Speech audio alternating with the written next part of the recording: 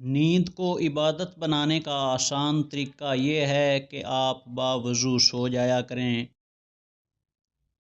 تنہائی وہ شے ہے جس میں انسان یا تو اللہ سے رجوع کرتا ہے یا پھر شیطان سے۔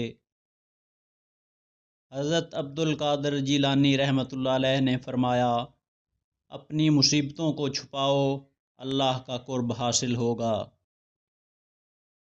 حضرت موسیٰ علیہ السلام نے عرض کیا، خدایا میں تجھ کو کہاں تلاش کروں؟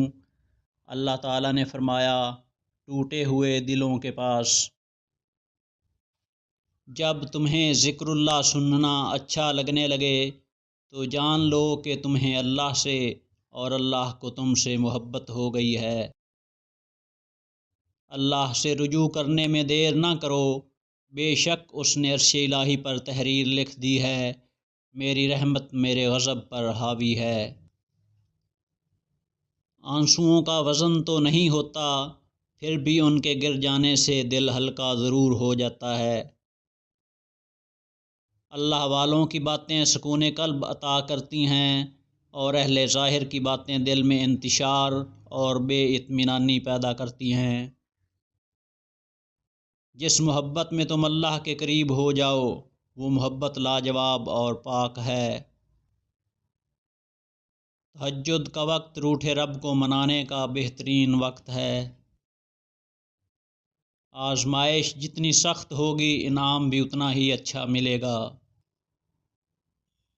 تعلق برقرار رکھنا ہو تو اچھائی بیان کرتے رہو اور ختم کرنا ہو تو سچائی بیان کر دو۔ تہجد کا نصیب ہونا اللہ تعالیٰ کے انعامات کی ابتدا ہے۔ تہجد کی توفیق صرف مالک کے محبوب بندوں کو نصیب ہوتی ہے۔ اللہ کی محبت کا سفر بہت حسین ہے، جو اس سفر کا مسافر بن جاتا ہے پھر اللہ اسے بھی اندر باہر سے حسین کر دیتا ہے۔ ہر مشین کے ساتھ ایک مینول بک ملتی ہے، انسان کی مینول بک قرآن مجید ہے۔ خاک ہو جائے وہ مرتبہ جو دوسروں کے لیے مفید نہ ہو۔ لعنت ہے وہ طاقت جو کمزور کی حفاظت نہیں کرتی بلکہ اسے ڈراتی ہے۔ استاد کے سامنے احتراماً نگاہ جھکانے والا ہمیشہ سر اٹھا کر جیتا ہے۔ مشکلیں دینے والوں سے بڑا مشکلوں سے نکالنے والا ہے۔ یہ بات سمجھ آ جائے تو مشکل زیادہ دیر مشکل نہیں رہتی۔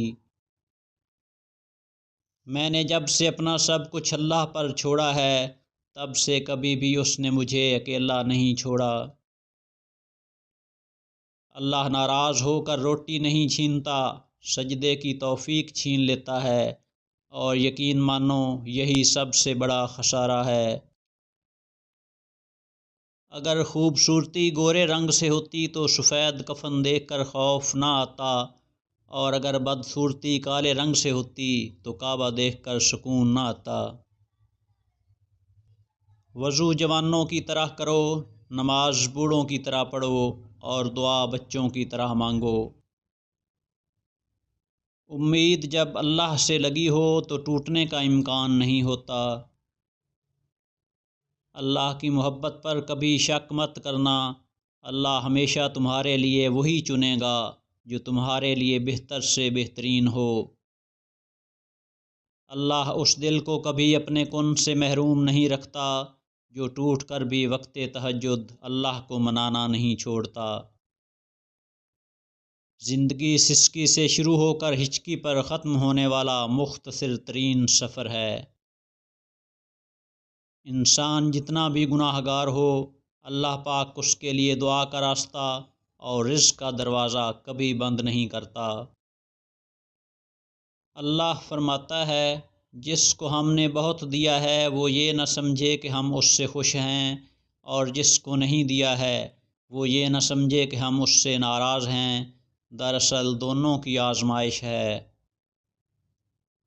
میرا اللہ فرماتا ہے، اور عن قریب تمہیں ہم اتنا نوازیں گے تم خوش ہو جاؤ گے۔ زندگی میں اکثر مقامات پر میں نے جانا کہ میرے ساتھ اللہ کے سوا کوئی نہیں ہے، اور تب ہی مجھے اندازہ ہوا کہ صرف اللہ کا ہونا کس قدر بہتر ہے۔ تم جو دیتے ہو وہ تم نہیں دیتے، تمہیں تو دینے کی توفیق بھی تمہیں دینے والا دیتا ہے۔ صبر کریں، اگر آزمانے والا اللہ ہے تو آزمائش سے نکالنے والا بھی تو ہمارا اللہ ہے۔ اگر تم محسوس کرو کہ تمہارا دل سخت، جسم کمزور اور رزق کم ہو رہا ہے تو جان لو کہ تم اس کام میں ملوث ہو جو تمہیں نہیں کرنا چاہیے۔ اللہ تعالیٰ جب کسی کے معاملات حل کرنے کا ارادہ فرماتا ہے تو اس بندے کے دل میں ایک خاص قسم کا سکون محسوس ہوتا ہے۔ اللہ پاک نے انسان کو دل دیا لیکن اس کا سکون اپنے پاس رکھا اور فرمایا، یاد رکھو دل کا سکون صرف اللہ کی یاد میں ہے۔ سب سے اچھی طلب اللہ کی طلب ہے اور سب سے اچھی یاد اللہ کی یاد ہے۔ دنیا کی دولت اللہ انہیں بھی دیتا ہے جنہیں وہ پسند نہیں کرتا، جبکہ دین کی دولت اللہ صرف انہیں دیتا ہے جنہیں وہ محبوب رکھتا ہے۔ دربار مصطفیٰ صلی اللہ علیہ وآلہ وسلم وہ واحد بارگاہ ہے جہاں عشق کو بھی با ادب ہونا پڑتا ہے۔ اے بلندیوں کے بادشاہ، اے رب کائنات، ہمارے دل اور ہمارے قدم اپنی رضا کی طرف پھیر دیجیے، آمین۔